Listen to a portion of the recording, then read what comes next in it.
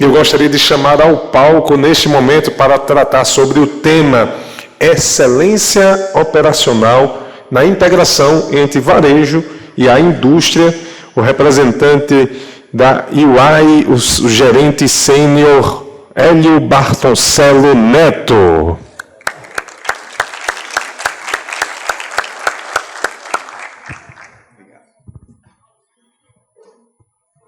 Obrigado. Bom dia, ou boa tarde, né? Depende do horário, de se cada um já comeu ou não. Primeiro, antes de mais nada, agradecer aqui em nome da EY ao convite, a oportunidade de participar aqui desse evento tão importante para o setor, agradecer ao Milan, a Thaís, ao time da Surne também, o Michele, sua diretoria. É um prazer muito grande para a gente estar aqui podendo discutir algumas ideias. Eu sou o Hélio, eu comecei na consultoria há 16 anos atrás, fazendo projetos de supply chain, focado em planejamento, abastecimento. Depois de um tempo, eu comecei a me questionar como que eu poderia dar consultoria se eu não conhecesse o outro lado. E aí foi quando eu tomei a decisão de ir para o varejo. E aí eu fui para o varejo, trabalhar no varejo farmacêutico, numa rede lá de São Paulo. Tinha lojas em São Paulo, Minas e Rio. Uma rede chamada Drogaria Onofre, tinha sido recém-comprada pela CVS. E ali eu pude aprender um pouquinho de como que funciona esse setor aí que é tão fascinante. Eu era responsável lá pela parte de planejamento, pela parte de compras e abastecimento de lojas. Aqui, não sei, tem alguém de compras aqui ou não? Tem bastante compras aqui. Vou falar bem de compras então. Depois eu tive oportunidade para a indústria, aí eu fui para a Procter & Gamble, tenho certeza também que é fornecedora de vocês aqui. Então, naquela cadeia que o Milan construiu aqui, eu tive a felicidade de poder trabalhar tanto na indústria, no varejo e como consultor. Então, é um prazer muito grande estar aqui. Dando início aqui aos trabalhos, né? Então, o objetivo é basicamente gerar insights para poder contribuir para que vocês caminhem nessa curva de maturidade. Eu não vou entrar no detalhe aqui agora, mas basicamente a gente na EY, visitando clientes, conversando com players, a gente classifica o estágio de excelência operacional em 4 fases, e ao longo do tempo aqui eu vou explicar cada uma delas, ok? Trazendo aqui um pouco de números do varejo, foi apresentado já pela Thaís, né? A gente está falando aqui em 1 tri, né, 9% do PIB, mais de 400 lojas, 9 milhões de empregos diretos e indiretos.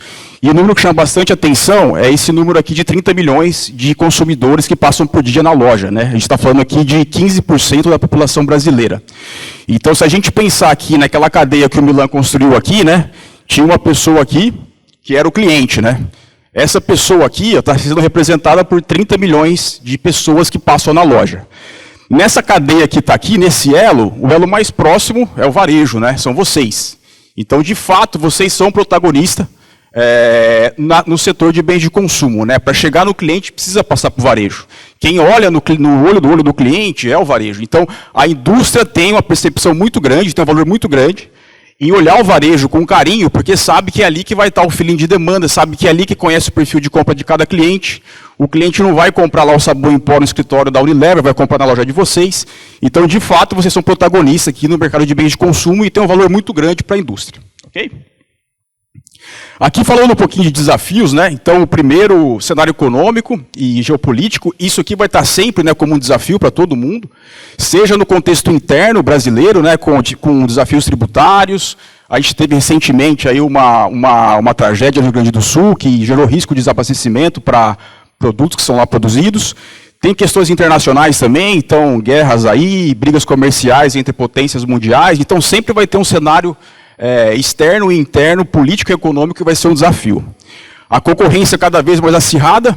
Então, eu sou lá de São Paulo, né? Em São Paulo, uma rede mexicana chamada Oxxo, não sei quem já ouviu falar aqui já ouviram falar já? Ela está abrindo uma loja em cada esquina praticamente. Então, na onde eu moro ali, se eu andar 2 quarteirões para cá, eu encontro uma loja deles, se eu andar 2 para lá, eu também encontro. É uma rede mexicana que está presente em vários países e chegar em 2020 já tem 350 lojas no Brasil já. Então, em cada esquina tem uma loja. Eu vou mostrar aqui também, tem outros players concorrendo, que não necessariamente são supermercados tradicionais, mas que de fato podem estar roubando consumidores do varejo tradicional. Novas tecnologias, então foi falado muito aqui também de algumas delas. Elas estão aí, estão disponíveis. O desafio qual que é?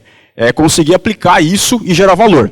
Então fala-se muito aí em inteligência artificial, em machine learning, está tudo disponível, mas como que a gente tem o know-how para entender isso, aplicar e capturar ganho? Okay?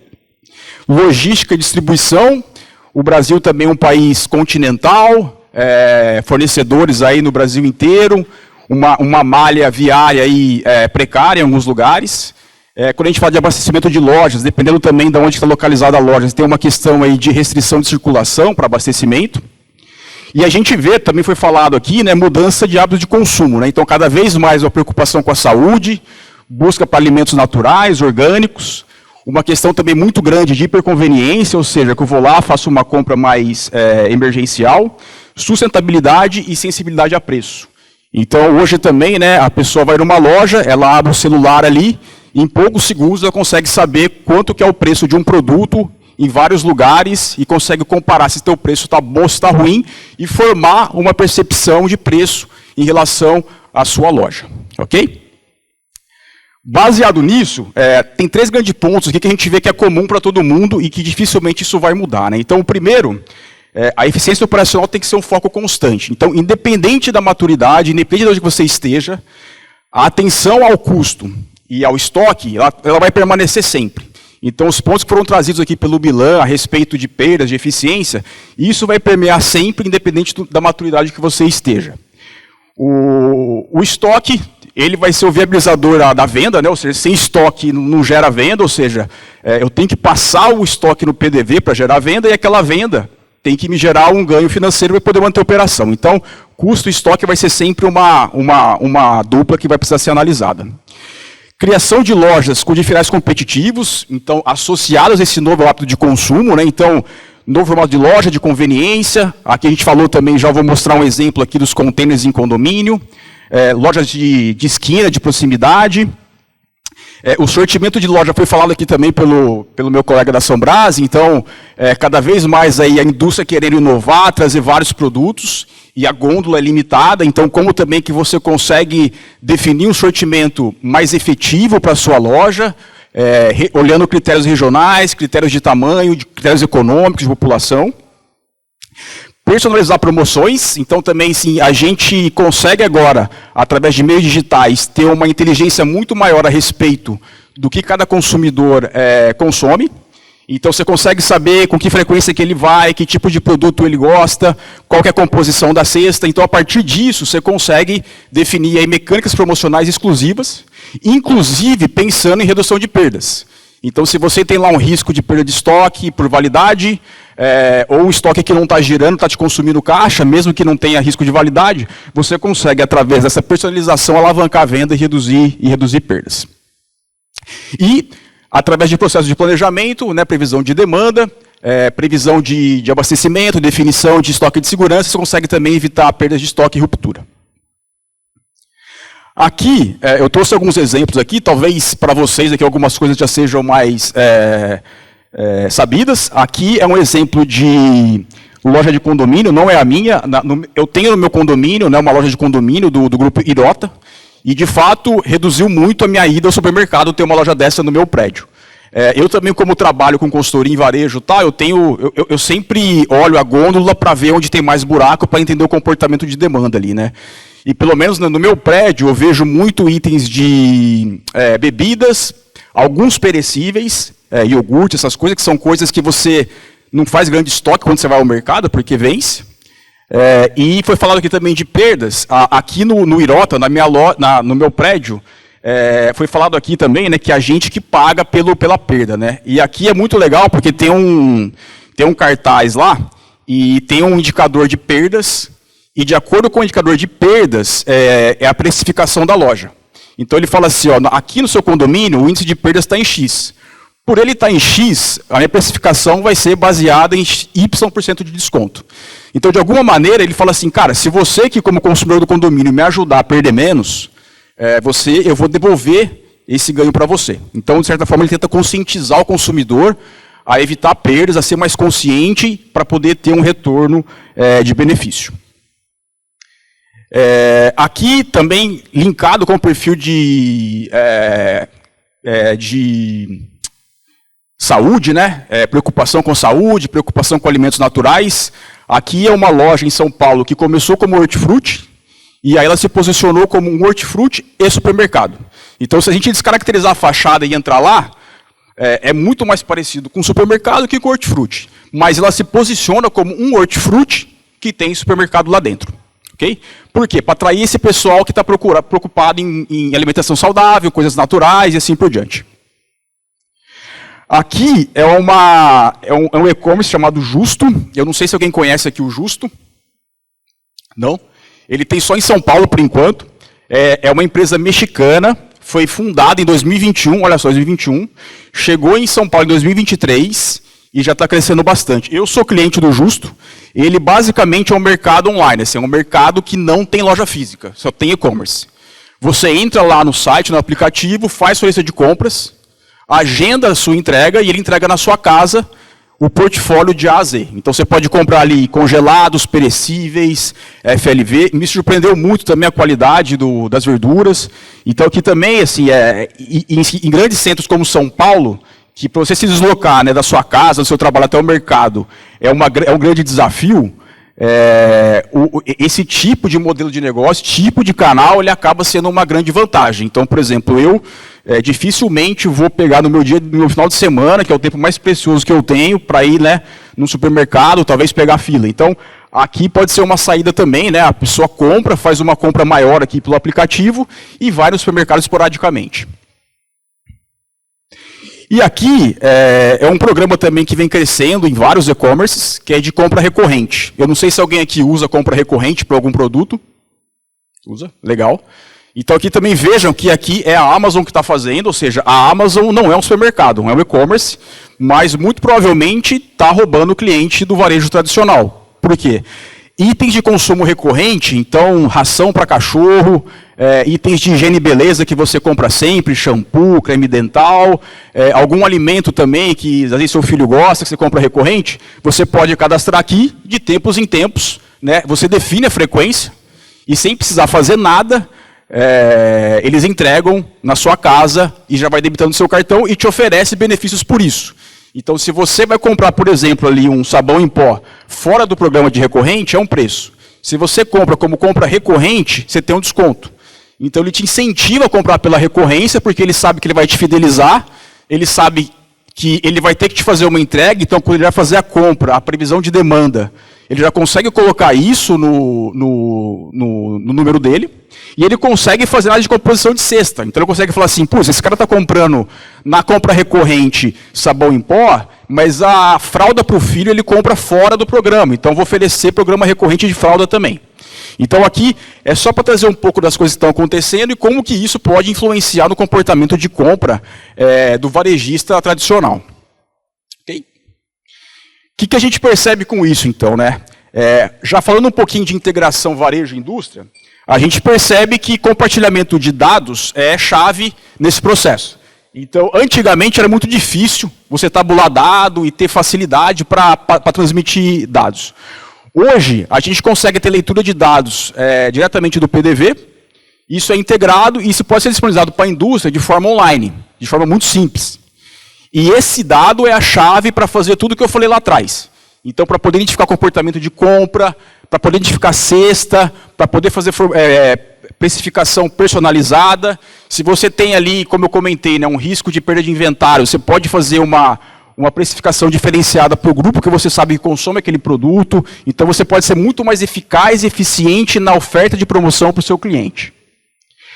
O procedimento colaborativo, que foi falado aqui também pelo meu colega aqui da São Brás, então, de novo, né, seja lá o nome que você for dar, é muito importante estar sentado com o seu fornecedor, seu parceiro estratégico, seja ele aí o cara que te fornece um produto para venda direta, seja ele um cara que te fornece de forma indireta, mas é muito importante que vocês estejam aliados, porque a indústria depende do varejo para vender e para crescer.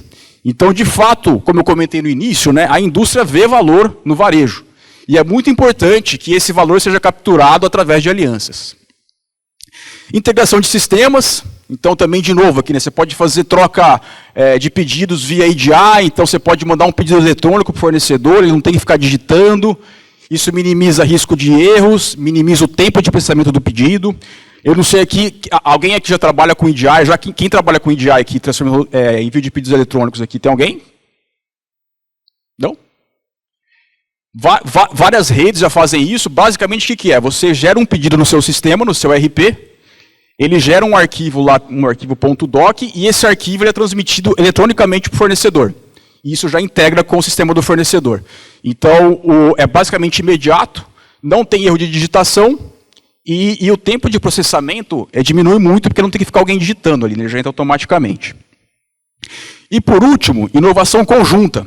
Então, de novo, né, como eu comentei, vocês são o elo da cadeia que olham nos olhos do cliente. Vocês sabem os comportamentos de compra do cliente.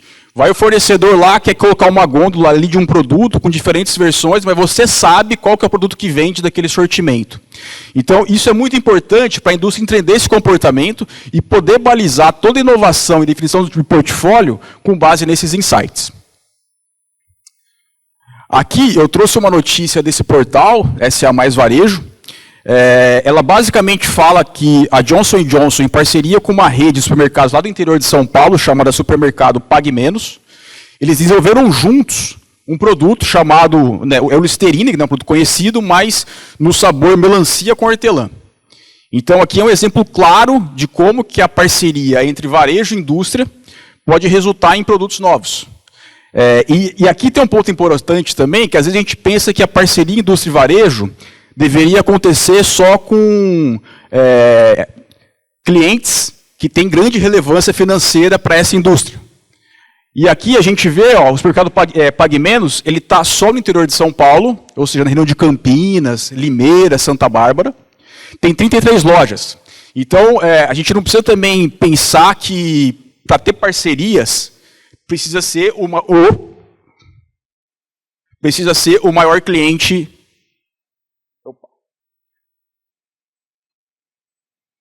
Tá voltando. Aqui. Obrigado. A gente não precisa achar que para ter parceria precisa ser o maior cliente da indústria, ok? Então, precisa estar aberto, ou seja, você tem que mostrar essa disponibilidade.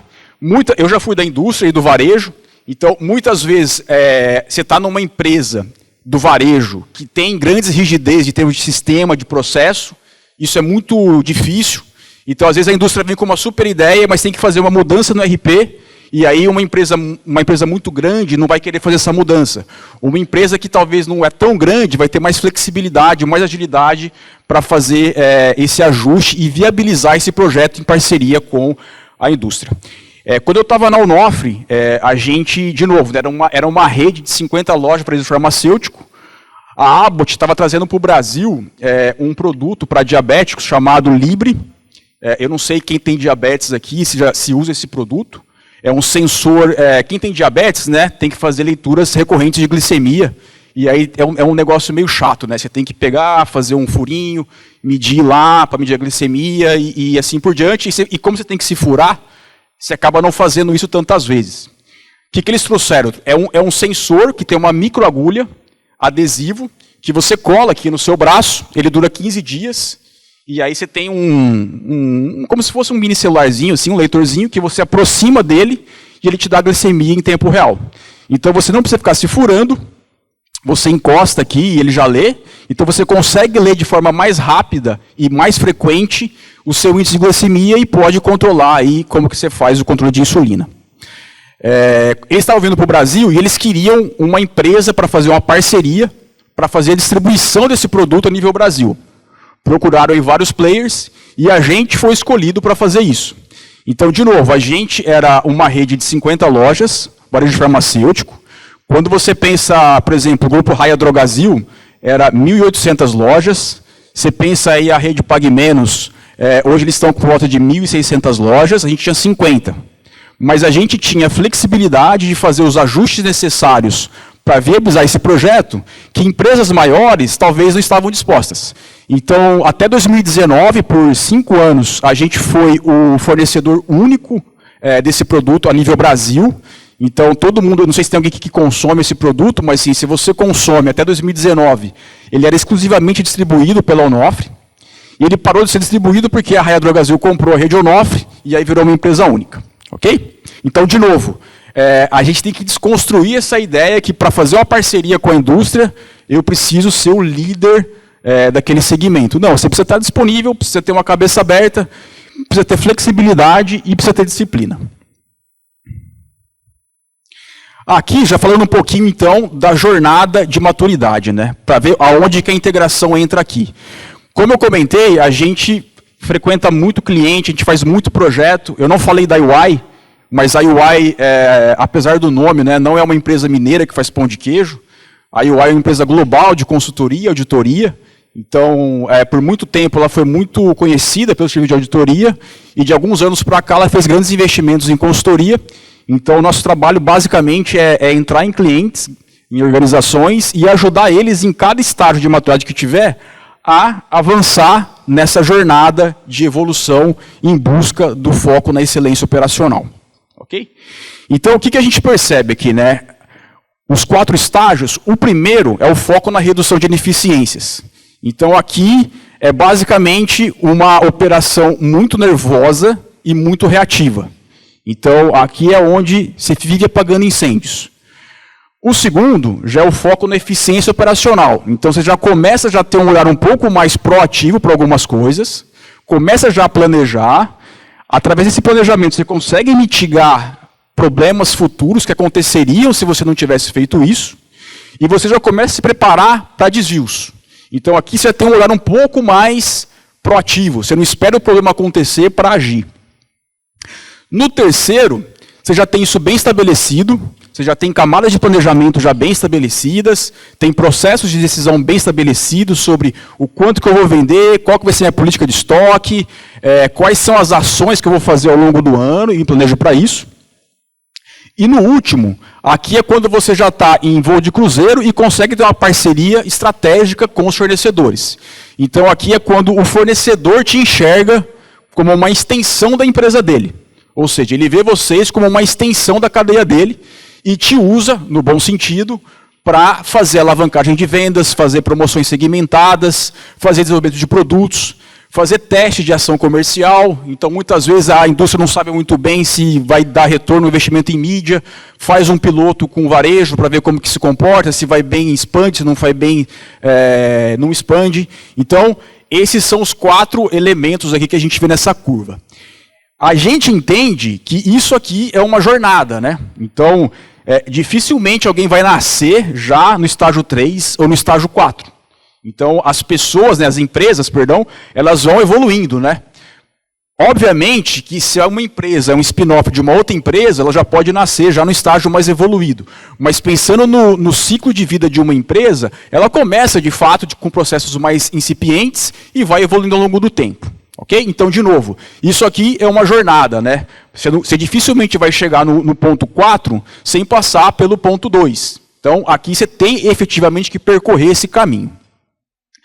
Importante comentar também, eu vou numerar os elementos que fazem parte de cada fase, é o que a gente enxerga com mais frequência em cada uma dessas fases. Mas, muito provavelmente, vocês vão analisar aqui e vão falar assim, putz, mas eu tenho isso, mas eu acho que eu não estou nesse estágio. Ok, faz todo sentido. Então, não necessariamente você precisa ter tudo para estar naquele estágio, né? Você vai ter elementos aí que percorrem os vários fases de maturidade da empresa. Aqui, então, é o estágio 1, né, que eu comentei, né? Aqui é o fogo no parquinho, aqui, né, os processos reativos. Então, o que a gente vê nesse tipo de empresa, né? A gente tem as áreas funcionais ali, né, de compras, de logística, marketing, aí tem as áreas de suporte ali, né, finanças, RH, ITI e operação de loja. O que a gente percebe nesse tipo de empresa, né? Visão muito funcional, ou seja, visão de silos. Cada área ali está preocupada com o seu. Então, ali, compras, está preocupado em colocar o pedido, em repor o estoque, ver o que está faltando. Logística, nem sempre ele é comunicado o que está acontecendo, então ele chega para trabalhar, ele não sabe se o time vai ficar sem fazer nada o dia inteiro, ou se vai ter que fazer hora extra, porque ele não sabe o que está chegando. Marketing quer fazer promoção, quer fazer mídia, quer colocar no encarte. As áreas de suporte trabalham com finanças pressionando muito ali para reduzir estoque, aumentar a margem. E a operação de loja vai no flow, né? Ou seja, ela vai lá, o que mandar aqui eu vou fazendo. Então, isso daqui é o que a gente percebe, e a gente percebe que nesse tipo de empresa tem planejamento orçamentário já relativamente estabelecido, que é falar assim, cara, quanto que eu vou vender ao longo do ano? Quanto que eu vou ter de margem, qual que é o meu estoque objetivo? Então, tem isso daqui, mas isso já se desdobra para a execução. Então, você não tem nenhuma camada intermediária entre o plano anual e a execução para fazer previsão de demanda, para avaliar desvios, para tomar decisões de nível tático, para planejar antes de sair soltando pedido, executando ações. Então, nesse nível de maturidade, a gente percebe ali que tem a visão de silos e você tem poucas camadas de planejamento. No estágio 2, a gente percebe uma evolução ali, né? Então, a gente percebe que existem duas camadas adicionais ali.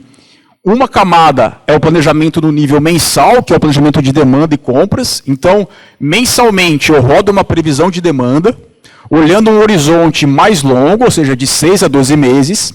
E aqui eu já consigo antever, por exemplo, uma Black Friday, o que eu vou fazer na Black Friday, então eu já consigo discutir com o meu fornecedor o que ele quer colocar na Black Friday, o que a gente vai ter de investimento em trade, já consigo ver com logística se eu posso ter alguma restrição de operacional no recebimento, na expedição, eu já consigo falar com o marketing quais ações que ele quer fazer, então eu já começo a ter mais previsibilidade do que eu vou fazer e já começo a preparar as áreas funcionais. E além desse plano mensal, eu tenho uma gestão do curto prazo, que é o desdobramento desse plano mensal numa visão semanal para orientar o time de compras, de logística e conectar o time de operações de lojas também com a estratégia, ok? O passo 3, a gente, além de ter isso, a gente já consegue observar algumas integrações com fornecedores. Então a gente já consegue ver aqui programas de CPFR, que basicamente o que é? Fazer uma previsão de demanda conjunta, varejo e indústria. Quando eu estava na Onofre, a gente fez um projeto desse com um fornecedor. Então, como que funcionava isso, né? Eu, varejo, fazia a previsão de demanda, a indústria vinha com a previsão de demanda dela, a gente olhava os dois números e fazia um consenso do número. Então, eu falava que ia vender X, a indústria falava que eu deveria vender Y, e ali a gente fala assim, cara, mas quais são as alavancas, quais são os elementos que me fazem acreditar que eu vou vender mais do que eu estou prevendo? A gente fazia um consenso do número. Basicamente, isso é o CPFR. A gente tem ali também o JBP, com indicadores, com fornecedores-chave. Então, alguns fornecedores já têm JBP. Aqui, quem tem JBP com fornecedor aqui? Legal. Então, assim, isso aqui é chave, time, e tem que ter uma disciplina mesmo. Essa é uma ferramenta que viabiliza a integração e que coloca ritmo para as coisas. Então, como você tem reuniões periódicas definidas, você coloca ritmo para as coisas. Ok? Quando você começa a ficar mais parceiro, a indústria também começa a te ver com outros olhos. Então, aumenta o nível de serviço. Então, e isso, de novo, eu sofri na pele no varejo lá. Ou seja, por os caras estarem comigo todo mês discutindo o número, quando eu colocava um pedido, eles faziam questão de atender aquele pedido, porque eles sabiam que no final a gente ia medir a acurácia. Ou seja, eu falei assim, cara, você me falou que eu ia vender isso, X, eu vou ver se eu vendi X mesmo. Então, o nível de atendimento vira uma prioridade para a indústria, para te atender. E aqui também, ele começa, de uma maneira indireta, a ocupar mais do seu sortimento. O último nível é o que a gente chama de parceria estratégica, né? Ou seja, aqui é quando eu comentei, né? Quando a indústria te enxerga já como uma extensão dela. É quando ela já vê você como um elemento ali da cadeia estendida dela para fazer parceria, para alavancar a venda, para desenvolver produtos, para fazer teste de produto, fazer teste de mídia num ambiente reduzido. E você é o piloto para poder replicar isso nacionalmente. Então, esse é o estágio que a gente entende que é o estágio mais evoluído. Ok? Aqui, eu trouxe aqui eu não vou passar por esse slide, né? Eu trouxe aqui, caso alguém queira tirar uma foto, quais são os principais elementos que a gente enxerga em cada um desses estágios, e aí vocês podem depois aí avaliar com calma, tentar se localizar aí, e também estabelecer um plano, né? Estabelecer metas, como que a gente consegue evoluir de um para o outro. Ok? Então, basicamente, são esses 3 estágios. Né? No primeiro, a gente fala muito assim, o cara está preocupado em como reduzir perda. Só isso. No segundo, é prevenir perda e potencializar receita. Ou seja, não é só ficar reativo, é como também que eu dou um passo à frente e começo a enxergar oportunidades e capturar oportunidades. Ok? O terceiro é de excelência operacional, onde eu começo já com relações ganha-ganha. E o quarto é quando de fato eu viro aí uma extensão da indústria. Ok? Aqui numa visão de indicadores também, né, que é não exaustivo, mas basicamente no estágio 1, as empresas basicamente olham custo e perdas. No estágio 2, né, já tem uma preocupação grande aí com rupturas, giro de estoque, vencimento, capital empregado, caixa. No 3, aí já tem toda a aderência ao plano conjunto já com a indústria, volume e investimentos. Né? Então, aqui também, né, quanto mais você avança na cadeia, quanto mais você evolui, você também acaba passando mais credibilidade para a indústria investir em você, porque ela vê um retorno, ou seja, ela fala assim, eu estou colocando investimento aqui e está voltando para mim. E por último ali, já tem elementos já de satisfação de cliente, de impacto socioambiental, que também já são empresas que estão no estágio já mais avançado de gestão. Agora, eu pergunto para vocês, assim, né, analisando isso, aonde que vocês acham que a empresa de vocês está? E a gente vai fazer de um jeito bem anônimo, ou seja, aqui nesse QR Code, se vocês conseguirem ler esse QR Code, tem uma perguntinha anônima ali para falar assim, cara, onde que a minha empresa se enxerga nessa escala de maturidade?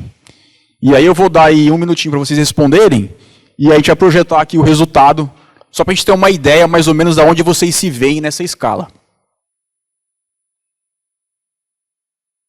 A gente tem já um benchmark mais ou menos de quanto cada um fica.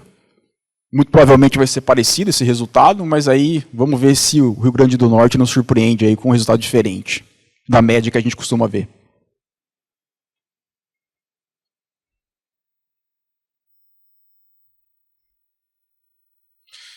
Todo mundo respondeu já? Produção, conseguimos colocar aí o...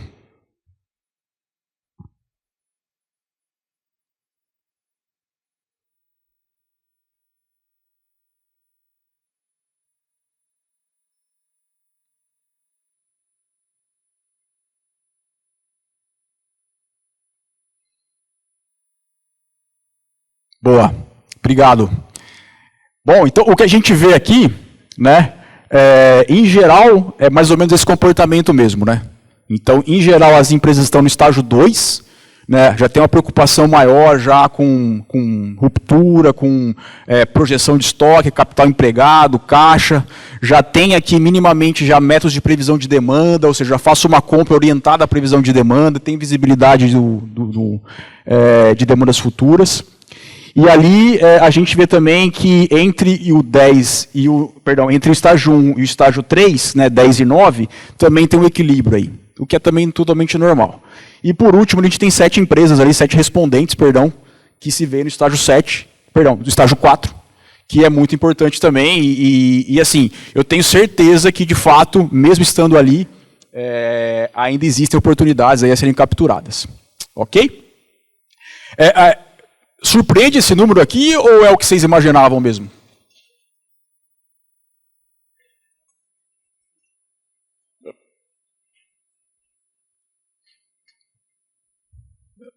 Eu estou apanhando aqui do... Ah, boa, obrigado. Mas, de novo, time, aqui é mais ou menos a média. De novo, não existe aqui certo ou errado também na curva, ok?